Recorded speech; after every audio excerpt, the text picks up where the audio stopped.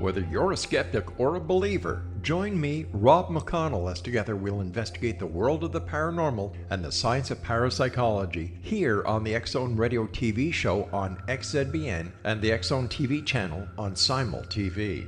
Since 1990, the X-Zone Radio TV show has been the place where people dare to believe and dare to be heard.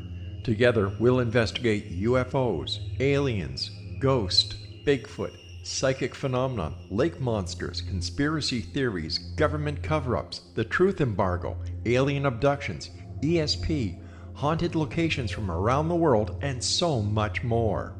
With over 28 years of broadcasting and more than 4,500 individual guests, the X-Zone is truly a place where fact is fiction and fiction is reality, as evidenced by the credibility, integrity, and professionalism of the guests that we bring to our international audience. If you have seen a UFO, had a close encounter, seen a ghost, Bigfoot, lake monster, or a story that you would like to share or have investigated, contact me, Rob McConnell, by sending me your email to xzone@xzoneradiotv.com, or you can call toll-free 1-800-610-7035, extension 143, and on Skype, X-Zone Radio TV. For more information on the X-Zone Radio TV show with yours truly, Rob McConnell, visit www.xzoneradiotv.com or www.xzonetvchannel.com or simultv.com and xzbn.net. Until next we meet here in the X-Zone from our broadcast center and studios in Hamilton, Ontario, Canada, always remember, X-Zone Nation, keep your eyes to the sky and your heart in the light.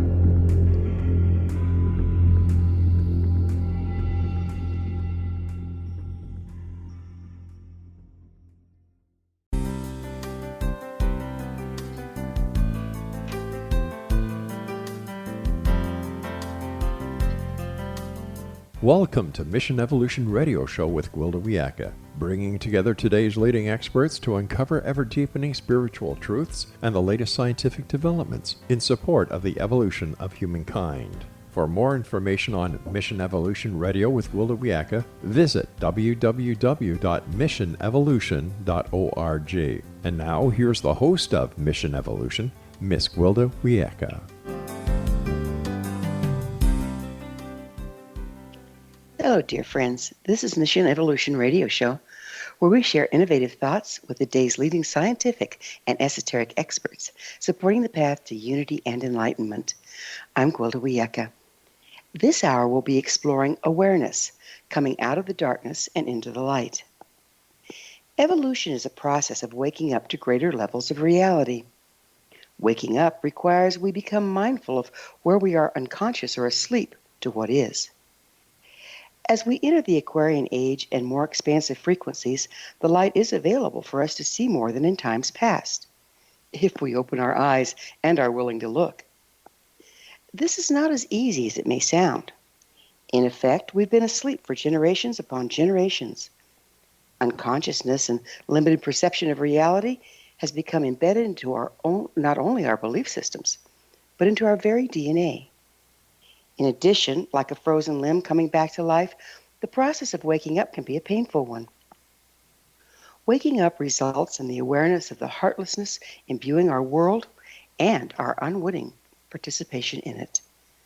The resulting guilt and shame tend to drive us right back into denial and unconsciousness. How can we break this non-productive cycle? What is required to embrace the light and remain present? What can help us move out of the darkness of times past and evolve into our potential? With us this hour to explore this process of awakening is Loch Kelly, author of The Way of Effortless Mindfulness. Loch is a graduate of Columbia University and has been leading meditation teacher, psychotherapist, and seminar leader for more than 25 years. Loch has worked in community mental health and counseled family members after 911.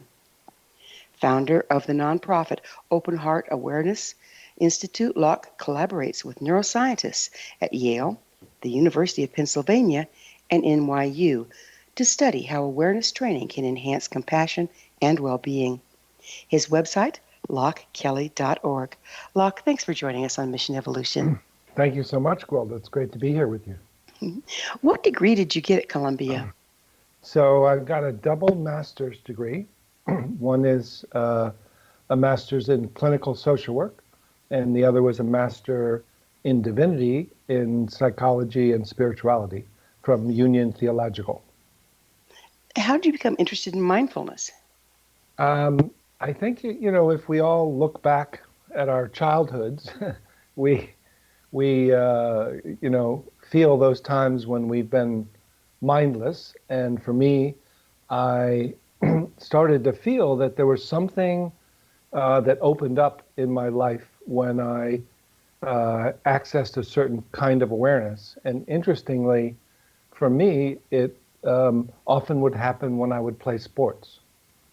So I would play a sport and I'd enter into the flow, or what's called the zone. And all of a sudden I'd be a type of mindful that wasn't just, being detached and focused on one thing, but actually open to a greater field of consciousness, more interconnected with my fellow teammates and with the audience and with the game and with life in a way that felt completely different than my ordinary mindless consciousness. It's interesting that you mentioned that. Now that you say it, I used to go there when I would be racing on, ski racing. Yes. Yeah, because you have to really be absolutely present in the moment to get the next mogul right. That's right. Yeah. And if we really look at that, because that's kind of part of the process, I hope we'll talk about this unique form of mindfulness, which is not the typical mindfulness. You can't literally look fast enough in the typical mindful way that you would like lift a piece of food, bring it to your mouth and taste it. You can't look at a mogul in that way. Your mind is not fast enough. You have to open to this panoramic flow that actually is processing from a greater awareness and kind of release or trust or surrender into that new optimal way of focusing from a greater mind. So it's really more kinesthetic in a lot of ways, isn't it? It's very embodied, yes. That's right. Tell us about your studies with neuroscientists at Yale regarding awareness and training. That fascinates me. Yes. So this, this had led me from kind of sports to talking about this. One day, I know you're in Canada, so you'll understand I was an ice hockey goalie, and I used to be able to find a way to enter this flow state intentionally. So the way it happened was I was listening to a sportscaster when I was 14, and he was talking about a quarterback on a football team, and he said, he's got eyes in the back of his head. And I thought, oh, eyes in the back of his head, how do you do that? And I literally began to open awareness around, so it opened my peripheral vision. And then as I opened my peripheral vision, the way people may naturally do when you're driving a car, then you keep opening up the awareness all the way around behind. So it's almost a 360-degree feeling of being aware from everywhere. And then it would just drop me into my body, and I'd feel like a cat. And then I felt like I was aware of the whole field of consciousness. And then what I did was I explained it to one of my teammates, and they kind of had their jaw dropped, and they were like, huh? And they were like, oh, cool. But then a senior on the team came the next week and threw a little book to me. He said, here, kid, read this. And it was called Zen and the Art of Archery. And so I started to connect, like, oh, this natural state, there's something to do with sports, but now it has to do with Zen. What's Zen? And it led me to meditation. But I was curious about what is the mind doing? What is the brain? This is a real feeling. It isn't imagination. It's very embodied. It brings me into an optimal state. So as I began studying spirituality and meditation, I also studied psychotherapy and neuroscience. That's an interesting combination. Yes. You know, So, when you were speaking about the starting to try to develop eyes in the back of your head, it has me wondering. I know that I do training with children, wilderness training, and I'll toss rocks off to the side to catch their attention because we're so trained to be monofocused directly that's ahead it. of us by our books, our TV, our everything. And I think we've become much more monofocused. Yes. Are there exercises, or how can a person get out of that? Yes. So, so this is what some of this neuroscience studies that I was involved in. I was both developed protocols for them using these advanced meditation techniques, and also was a subject in other neuroscience studies. And one of the ways that we awaken from this small sense of self, which you were talking about in your intro, that keeps us both attached to a separate sense of self and to a fear-based, shame-based feeling of being not enough, is this point of view that almost has this narrow vision. And that pattern of subject to object, self-other, dualistic perception can be functional, but it can't really feel connected to others, and it can't really be enough of a capacity to be with our full emotional, sensitive human heart. So, monofocus like that seems to be very polarized, and yeah, having to move from pole to pole takes a lot more time than just connecting, right? that's right. So the curiosity for me was, okay, I feel this, then I would always say, how do I do it? Then I'd say, who has learned how to do it? And what I found was often many different cultures and traditions had ways of opening into this natural way of consciousness. And the more advanced the people, the simpler the practices got. But they would often require that people do these preliminary practices for years and lifetimes that actually develop the monofocus. So, Right, you have to build those subroutines, don't you, to get you out of the status quo? yes, so they would, but my feeling now, and this is what the difference is between effortless mindfulness and what I call deliberate mindfulness, is that deliberate mindfulness, the preliminary practices are actually to strengthen monofocus. So they literally strengthen attentional, one-pointed awareness by being aware of your breath or a candle or an object. And that's a functional way of living, but it actually trains you to have a calmer ego. And the next stage of effortless mindfulness requires that you open awareness out to the field of already awake awareness, this awareness mind. And We're then going to have to pick up yeah, on the awareness mind after yes, a commercial break. okay. Locke and I will return shortly, so don't go away. You're listening to the Mission Evolution Radio Show, coming to you on the X-Zone Broadcast Network, www.xzbn.net.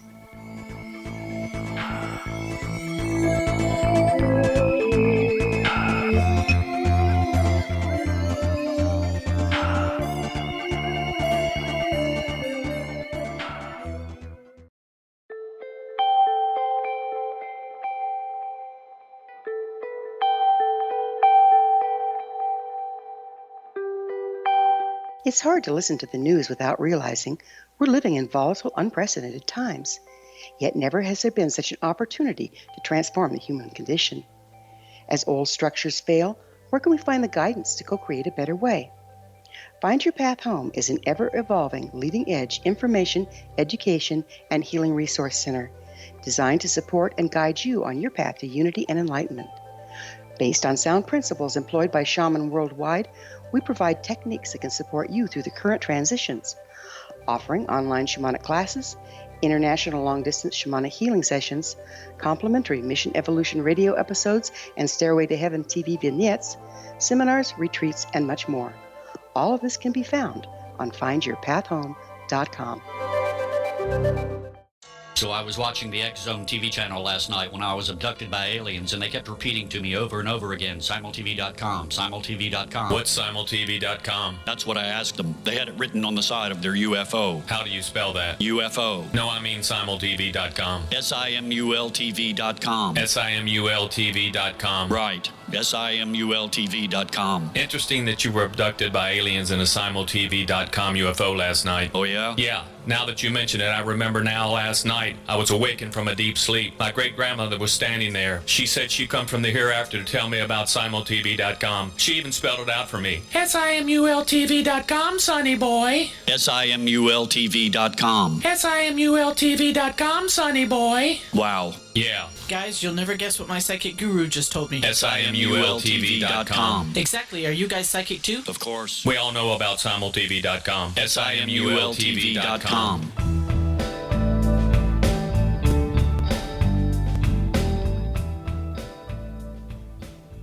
Welcome back. This is the Mission Evolution Radio Show, missionevolution.org. We're dedicated to unification and evolution of consciousness. Our guest this hour is Loch Kelly. His website, lochkelly.org. Loch, we were talking about something that seems almost diametrically opposed. It was like having a monofocus and really training yourself in monofocus, and yet you're trying to connect with the unified field. How does that work? Well, the tradition is that you have to find a way to calm your mind and calm your body. And so one of the techniques to do that is to focus on one point and actually develop monofocus. Now, I'll say a little bit about the neuroscience of that, which is not to get too much into scientific language, but if you'll humor me for a moment, what's called the default mode network is this naturally alternating systems in our brain that one will look outward and focus on a task, and then the other network will alternate and take you inward and focus on your internal thoughts, feelings, and daydreams. And this is why when you focus on your breath or task, your mind will wander. It actually goes from outer to inward naturally.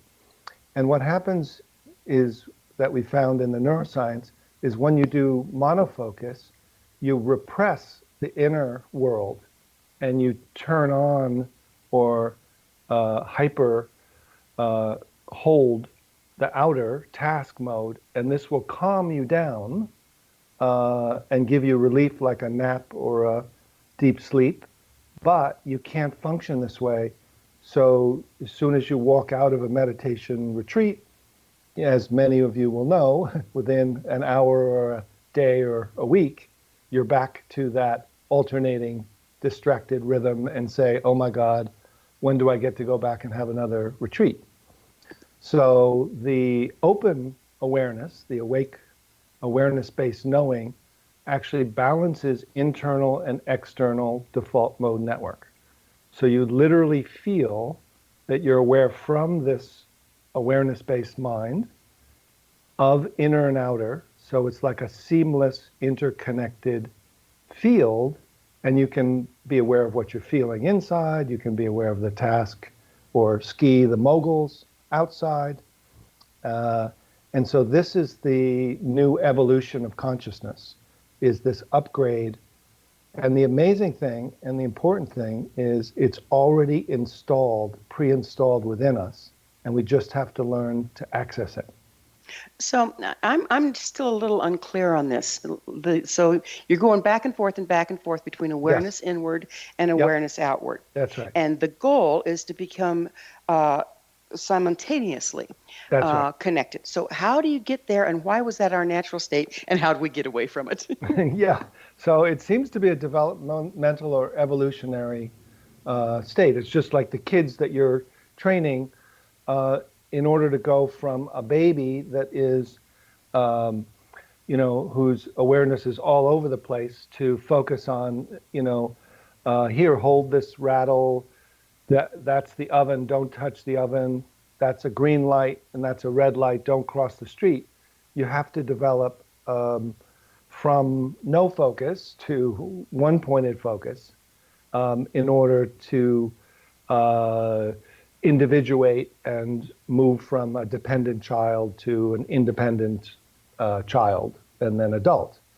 So now, once you do that, you start to realize, oh, but I'm doing that from a system, a mind, a thought-based mind that is going from thought to create a small thinker and believes, I think, therefore I am, and is using monofocus, where it becomes limiting, certainly emotionally, because that small ego center can't bear a full emotional, intimate human life.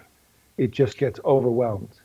So there's this upgrade that has been talked about throughout history as awakening. And so my curiosity was, okay, everyone keeps saying awakening. What is it? How do you do it? And if the premise is it's already here within us, then how do we access it more directly, more immediately, and more elegantly in our contemporary world? Well, is it like we came with that capacity and then had to be trained into focusing in order to function in the world? But then the world actually demands that we remain in that mode because of the way it's set up, the way it's designed, the streets, the work, the job. Yeah, it's almost that we have the capacity for both, and as a child, neither one is functioning very well. So we don't want to remain as if a baby is awake, because the baby is awake. Everyone's awake all the time, no matter what age. There's an awakeness inherent, but then there's human functioning. So a baby can't independently survive. So then we have to develop the capacity of individual ego function.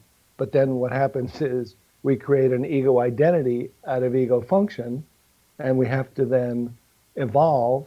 So we keep the ego function, how to cross the street, which is our house, different tasks that we've learned, and then upgrade the sense of self and consciousness to this more open, awake, interconnected, unconditionally loving feeling of flow. But our environment does not, our modern day environment does not promote that, does it? No, particularly our education. I mean, think about how much progress we've made in science and even in, kind of positive psychology, which is still ego psychology, and functioning, creating microchips. I mean, those things are amazing. I could never figure those out. But this next capacity that feels like dropping from head to heart, but it's really the heart-mind, which feels open, as if you were now to open your awareness around 360 degrees and feel this spacious, embodied, heart-centered field of interconnectedness, which all mystics and awake beings talk about as the most joyful, the most optimal, and the intelligence then is available as a tool. So thinking becomes a tool that you can use or not use, and the baseline is loving peace of mind. So basically we're coming out of a place where we're identifying with what we think? Yes, that's it. So this, I think, therefore I am, is still our greatest mistaken identity. So it's a simple case of mistaken identity. And the catch-22 is we have these great capacity of intelligence and thought and effort and attention and will, but we're trying to use them to upgrade to this awareness-based identity, and actually we have to let go of thinking in order to find wisdom. So more like I am and therefore I think. That's right. I am and therefore I think. That's beautiful. Yeah. Well, So now it you're going to seems like become the new philosopher of our age. yeah. Well, it seems like, our computers and algorithms and all this stuff is rapidly replacing the I think and therefore I am. And so the value of human beings actually is becoming being able to be and join the unified field, which right now, at least, the algorithms cannot do. That's right. Yeah. And so the main thing, and this is this book, The Way of Effortless Mindfulness, is I literally went and studied with many of the great masters in the fields of meditation and traveled to India, Sri Lanka, and Nepal. Studied in the universities there as well as in the monasteries and meditation centers, and kept asking these questions. And what I found is that when I first went, I did these long, what I call deliberate mindfulness, which is traditional mindfulness retreats of 5 days, 10 days, 21 days, and felt this calm, which now I know to be kind of this repression of this default mode network, which was just this one side of my brain was on, but then I would go down the hill and within a day I would be back. And then I went up to India and Nepal and met this Tibetan teacher who was giving out these advanced practices called Mahamudra and Dzogchen teachings, which can be done in minutes with your eyes open in the middle of your day. And within 3 minutes of this little shift of awareness, I felt the way I felt at the end of a long retreat, except I was more joyful, more engaged, more balanced, more interconnected. And I said, oh my God, it literally is already here. It's this far away, one moment away.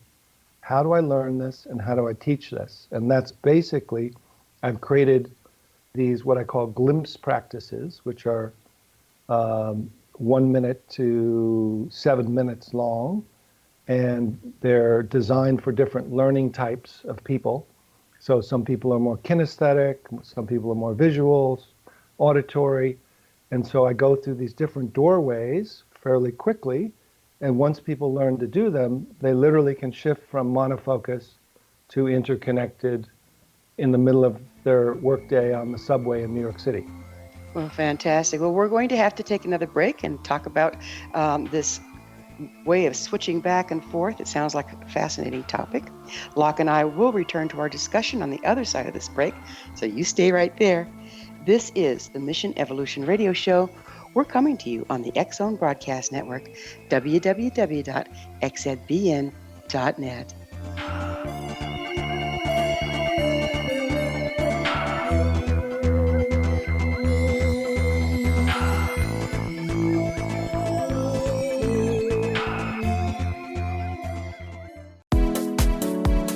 How would your life change if you could develop the business and personal skills that you need in order to make more money? Do you want to learn how to achieve your big life goals faster?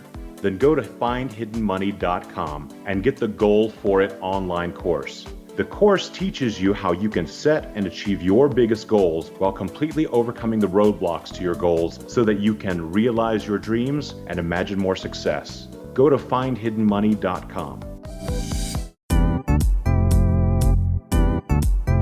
Memorable dynamic presentations are a not-so-secret weapon in the business world. Do you have a powerful message that must be shared, but you haven't found a way to deliver that message? Do you want to be known as a top public speaker who gets amazing results? Are you ready to create and deliver your powerful message? Thomas Hides can help you create and deliver your speech to get the results you desire. Visit iconquality.com. Did you expect your business to flourish, but instead it plateaued or didn't get off the ground yet? Would you like to achieve massive goals and discover new sources of income within your business? When you're ready to experience that type of success with fast results, Cindy Hendricks is the business coach for you. Her work with entrepreneurs and business owners has been life-changing. To get you and your business where you want to be, go to imaginemoresuccess.com. Has the fear of public speaking stalled your business or personal life?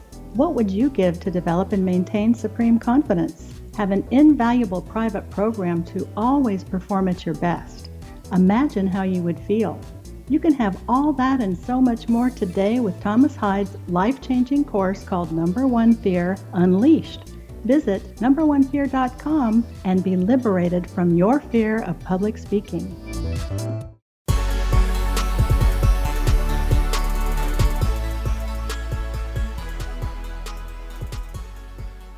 Welcome back. This is the Mission Evolution Radio Show, missionevolution.org, bringing leading-edge information supporting the path to enlightenment. We're speaking with Loch Kelly, his website, lochkelly.org. Loch, when you were talking about finding a way to enter the state that it takes a week at a retreat to normally get to, how long has that practice been around? So this is the ancient practices from, probably pre-written traditions, but certainly from Taoism, from early contemplative Christianity, from Buddhism, from early shamanism.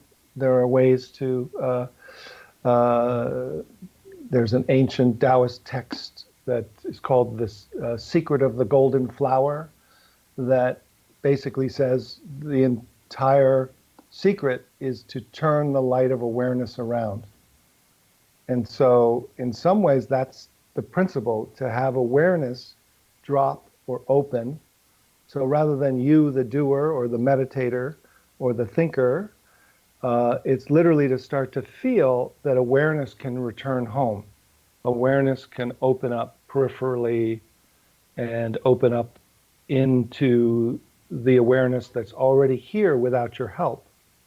And that's where the words surrender or letting go or turning it over or discovering or uncovering that which is already the ocean of awareness that's arising as each of us as a wave in this field. And that feeling is described in all these esoteric traditions and in the advanced religions that sometimes are only taught, to, like in Tibetan Buddhism, you learn these in the last 6 months of a 3-year retreat.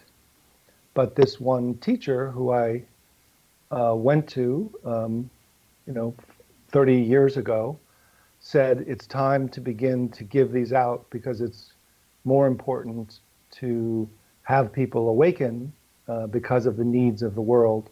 And so these are now becoming more available. The texts are becoming translated, and we're in a fortunate time to have access to these teachings. Amazing. So the question begs asking, when and why did we go to sleep? Yeah, I mean, I think, it could be, some of it is evolutionary, I think. Although there have been these periods, they call them the axial ages, where people kind of woke up and then went back to sleep and woke up and went back to sleep.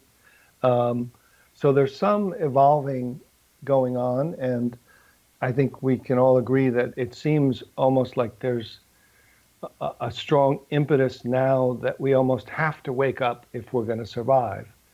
And to wake up to this love, to wake up to motivation from seeing that we're all connected. So the sense of, both developmental psychology and evolution, I think it's just a natural progression. But what we did is we stopped at this place where we can function from, which is this small separate sense of self, this ego function that becomes an ego identity.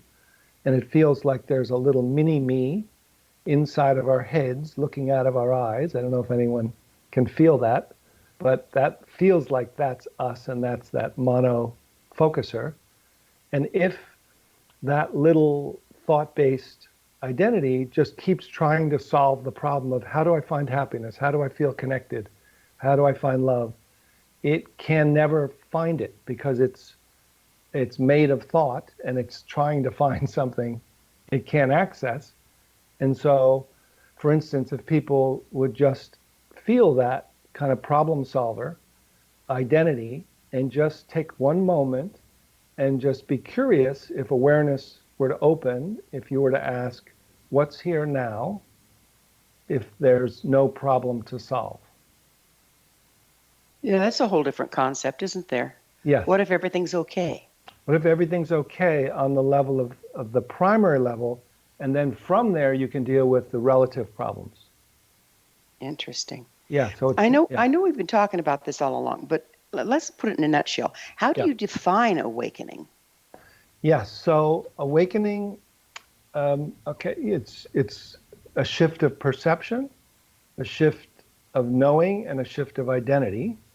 So very simply, going from perception that's monofocused to interconnected, a shift of knowing from thought-based, thinker-based knowing to awareness-based, love-based knowing, and then from a small separate identity, a small felt sense separate self, to this interconnected, loving, supportive self with a capital S that feels it's part of the ocean of the universe arising as you and others.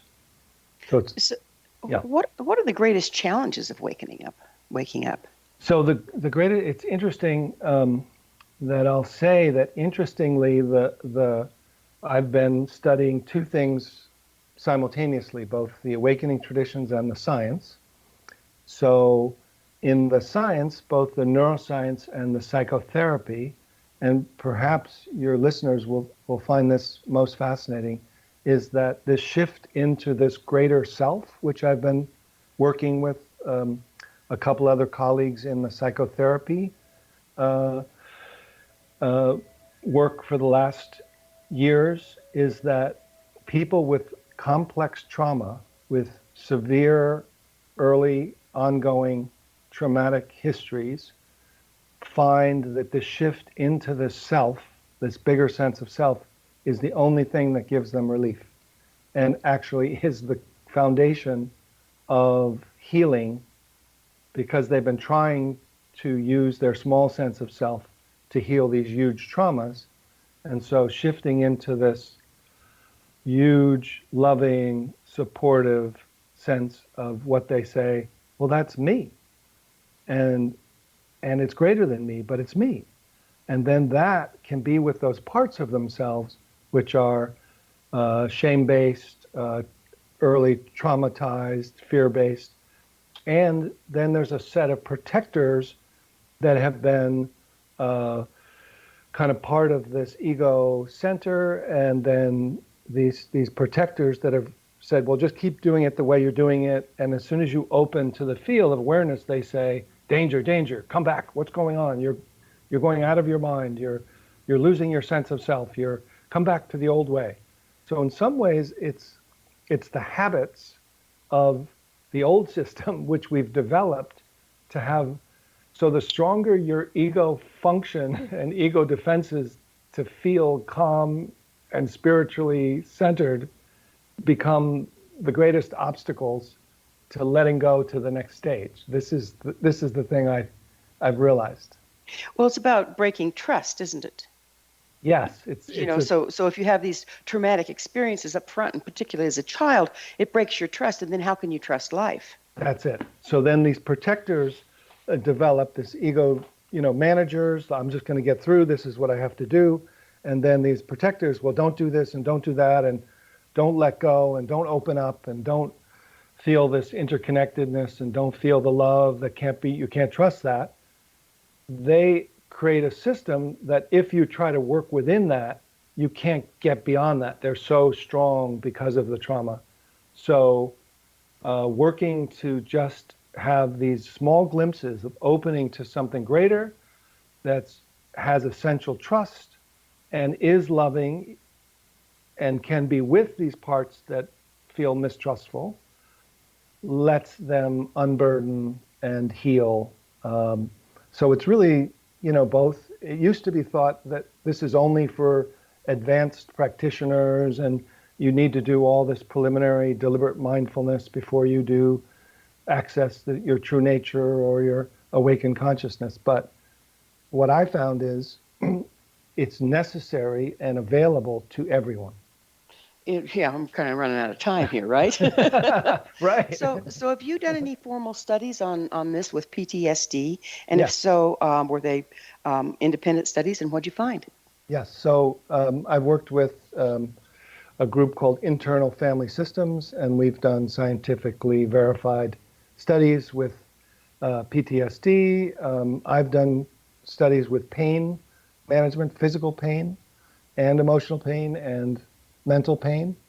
And the studies found that this, the verifiable change in results for the pain studies, people who had level 8 would go down to level 2 on the pain scale as a continuous feeling of chronic pain. And people in the PTSD would find that they have this sense of well-being and less contracted fight or flight. We start suffering over our suffering, don't we, if we're stuck in this knee-jerk reaction place in the mind. That's right. And so there's this, that's the real premise of this, the Way of Effortless Mindfulness, is there is already installed, upgraded, optimal, spacious, and pervasive, embodied, open-hearted presence, which we've all glimpsed at moments, and we thought it was related to, when I go walking in the woods or when I'm in this one place. What if it were available anytime intentionally? What if you could shift into that? And that's what I found is possible. Well, we're going to have to look at the possibilities on the other side of yet another quick break. Locke and I will be back shortly, so don't leave us now. This is Mission Evolution Radio Show on the X-Zone Broadcast Network, www.xzbn.net.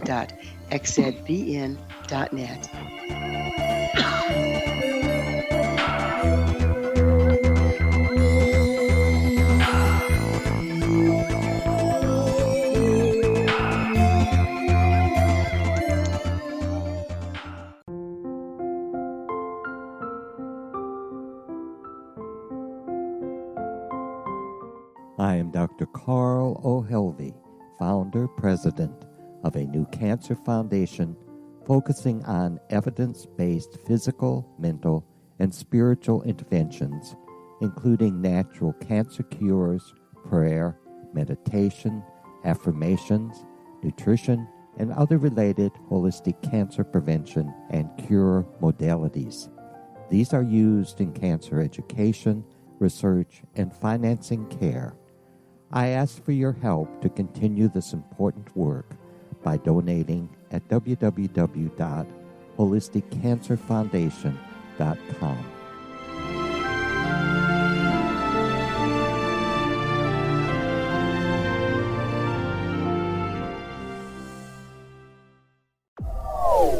They are here, and they've been here for thousands of years, making their presence known in the shadows. They might be seen by a lonely motorist on a deserted road late at night, or by a frightened and confused husband in the bedroom he is sharing with his wife. But who are they? What do they want? Why are they here? Perhaps most concerning, has the government been aware of their presence all along? The new book by Ellie Marzulli, UFO Disclosure, the 70-year cover-up exposed, delves into the world of UFOs. Can full disclosure be soon? Order now and receive a free hour and 37-minute DVD on the UFO phenomenon. UFOs are real. Get both the book and the DVD, a $40 value, for only $19.99. To order your book and DVD today, go to lamarzulli.net. That's LAMARZULLI.net. Christopher Fulton is a survivor of the national security state. All he wanted to do was preserve history when he acquired a Cartier watch from the estate of President Kennedy's personal secretary. But that simple act set off a terrible chain reaction. He was pursued by the U.S. Justice Department and the FBI, thrust into the middle of the U.S. government's Assassination Records Review Board, even monitored and pursued by the Russian government. All because that Cartier watch was the missing link of evidence, a timepiece worn by JFK that fateful day in Dallas, a link resulting in Christopher being incarcerated and attacked for 9 years years because he opened a hidden chapter in history. The intriguing journey outlined fully in Christopher Fulton's memoir, The Inheritance, is available now through TrineDay.com or Amazon.com. The Inheritance, Poisoned Fruit of JFK's Assassination by Christopher and Michelle Fulton is a must-read, an incredible tale of how easily our own government can overrule justice. The Inheritance, Poisoned Fruit of JFK's Assassination.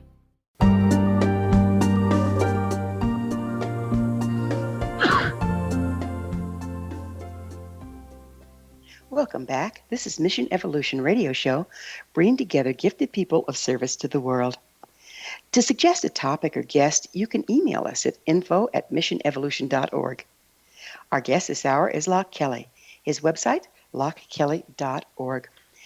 We were just getting into, well, actually, you know what? I'd like to take a little different turn. We've touched into this, but I think it's very fascinating. So if you wouldn't mind, you were talking about waking up glimpse by glimpse. What is that? Yes, so this is the radical premise that the awakeness that we're seeking is already within us. So rather than long meditation or feeling like we have to develop an awake consciousness, like developing a skill, that we can glimpse it or shift from one operating system, the thought-based small sense of self operating system, to this awareness-based, loving presence, embodied, open-hearted flow state.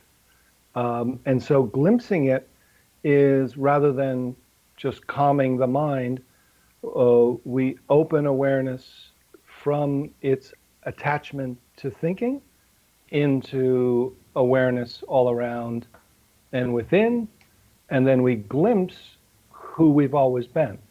So we shift, and glimpsing is literally looking from awake consciousness rather than just looking at it.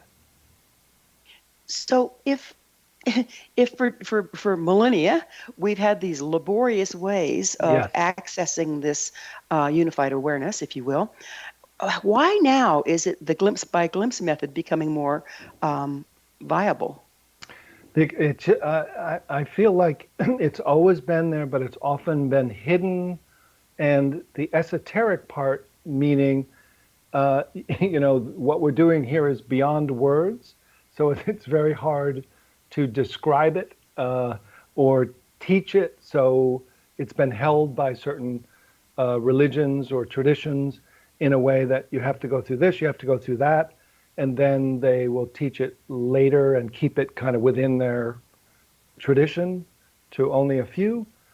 But now I think a group of us have done what most scientists have done, which is basically, let's look at the results, let's look at the protocols, let's take it apart, let's reverse engineer it, let's find out how it's done, what does it, and then learn how to show people how to do it.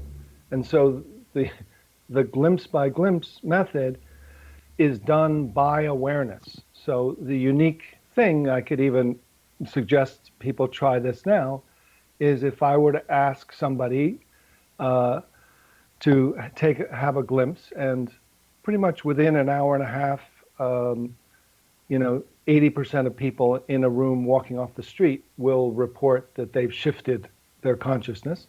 If you simply feel that awareness is attached or identified with thinking in the middle of your head, and simply ask awareness to step back and drop and feel your jaw from within, feel your throat from within, and then drop from head to heart space.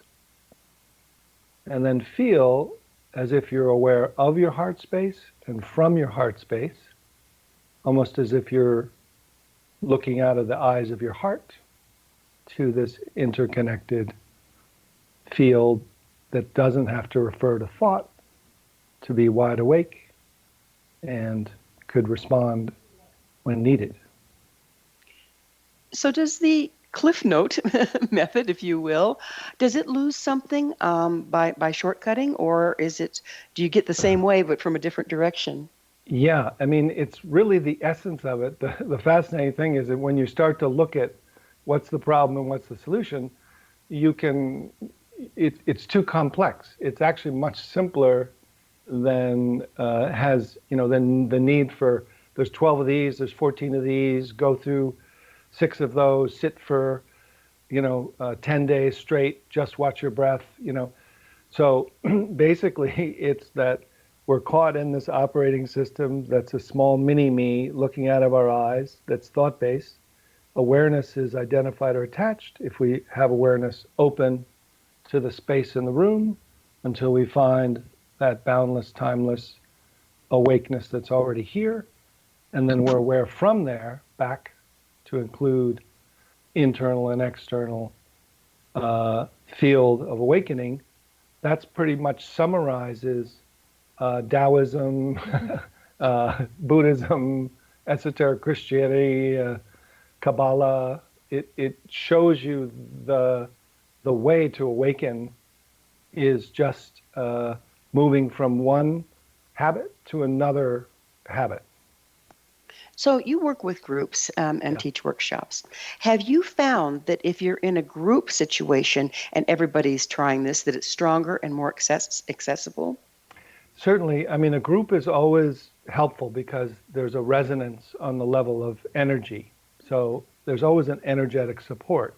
However, one of the things that I'm committed to in this age of online podcasts and radio is that people who can't travel to my workshops can connect over the internet and can do these in the midst of their own community just by listening or reading one of these glimpses, because that which they're seeking is already inherent within them. And once they shift, they can then connect to their community and feel more resonance afterwards. So what the rabbit hole I was leading us to is, if in groups it's more powerful, what if we talk about the unified group, the planetary group? That's right. If more of us quickly awaken, what's going to happen? Yes, I mean that's my feeling, is that this is evolution, and there's the 100th monkey, that hopefully there's a 100th monkey, that if we can all awaken with this glimpse method rather than staying with this kind of preliminary practice meditation, if we can shift into this awakened consciousness, feel connected, there will be a resonant field of intelligence that will support others awakening and then become more of a cultural norm, which I think it has to be. And that's why I use the word mindfulness, because I feel like this is an upgrade of traditional mindfulness, but at least mindfulness has come into our culture on the level of science, on the level of schools, in hospitals, in acceptable culture. So let's use that as a springboard to awakening. So is there a relationship between physical and emotional health and the ability to wake up? Yes. I mean, it will, on the side of it will help your physical and emotional health when you wake up, but you can wake up even if you are, if you have difficulty on the physical, emotional I spoke about, even if you have traumatic history emotionally, or if you're, aren't, highly, successful in the world, you can still awaken. So mental, physical, or emotional doesn't preclude awakening to a sense of well-being. Sometimes it can drive us to it, can't it? Yes, and sometimes it can drive it to it, and often does, yes. Yeah. So what's your vision for the world as more of us wake up? What do you see changing? Yeah, I see, and I see it already amongst students and other colleagues of mine. There's a motivation that comes from love. There's a sense of right action, which means people kind of do what they do well. They don't feel like they're despairing about the world, nor do they feel like they have to personally save the world. They feel like, oh, I know what I can help with. I'm going to do this. I'm going to go door to door, and I'm good at this, and my other community is good at that. So they join these, join political or other organizations that, register voters, or become more loving and non-reactive to people's compassionate vision of people who don't agree with them. They can kind of, soften become more loving and outgoing. They're not couch potato meditators, and they're not angry, only angry activists. Well, beautiful bridging. That's a lovely, lovely vision. Yeah. What advice do you have for those of us in the process of waking up? Yeah. So, I mean, my feeling is to really ask yourself that it's your opportunity. Can you accept these premises? There's nothing that I say that needs to be believed or accepted. It's a premise. Awakening's already within you. Can you find a way to access it that works for you? And then are you willing to do small glimpses or short, regular practices to feel and to shift from this current operating system to the next? And I hope that my book and I have free YouTubes and audios available of these glimpses, that they will help give you a taste of this. Well, we're just about out of time, and as always, it's flown, and now we are out of it. I can't thank you enough for the beautiful work you're doing in the world and for being on the show. Thank you, Gwilda. I really appreciate it. It really was wonderful to connect with you. It's been a joy. Our guest this hour has been Loch Kelly, the author of The Way of Effortless Mindfulness and the founder of Open Hearted Awareness Institute. His website, lochkelly.org. For our amazing past episode collection, visit our website, www.missionevolution.org. This has been Mission Evolution Radio Show with Gwilda Wiyaka on the X Zone Broadcast Network, www.xzbn.net. Join us next time as this mission continues, bringing information, resources, and support to our evolving world.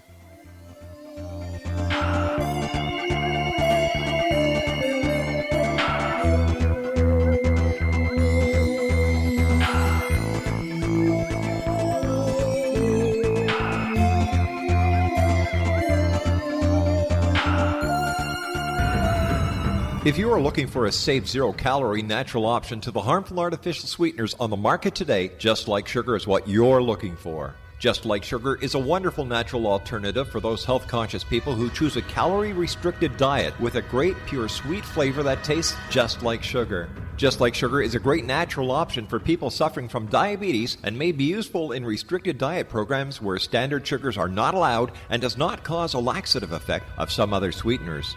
Just Like Sugar comprises a perfect blend of chicory root fiber, natural calcium, natural vitamin C, and Just Like Sugar's sweetness comes from the natural flavors from the peel of the orange.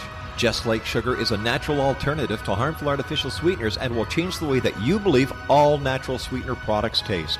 Just Like Sugar is available at your local Whole Foods markets, Wild Oats markets, Henry's, Sun Harvest, and many other fine natural food stores in the U.S., Canada, and worldwide. They are here, and they've been here for thousands of years, making their presence known in the shadows. They might be seen by a lonely motorist on a deserted road late at night, or by a frightened and confused husband in the bedroom he is sharing with his wife. But who are they? What do they want? Why are they here? Perhaps most concerning, has the government been aware of their presence all along? The new book by Ellie Marzulli, UFO Disclosure, the 70-year cover-up exposed, delves into the world of UFOs. Can full disclosure be soon?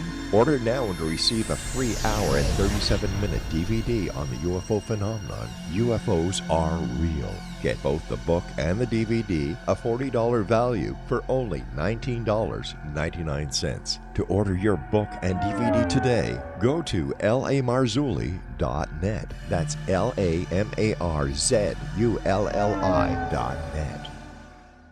You have heard of the X Zone? Now watch it on Simul TV, plus 500 video games, live TV channels, free video on demand, worldwide, and more. Does this sound like tomorrow's television? Well, it is, but you can have it today, right now. It is Simul TV. Simul TV offers what the others only wish they could provide. 15 exclusive channels like X Zone, sci-fi, and horror. We are worldwide. No other provider offers that. 500 built-in video games, No need to have an extra expensive system. We have them included. Free video on demand, live streaming events from around the world, interactive online network, and much more. Tomorrow's TV today. Simul TV. Sound too good to be true? Well, it's not. You can have Simul TV today. Sign up at simultv.com. Do it today.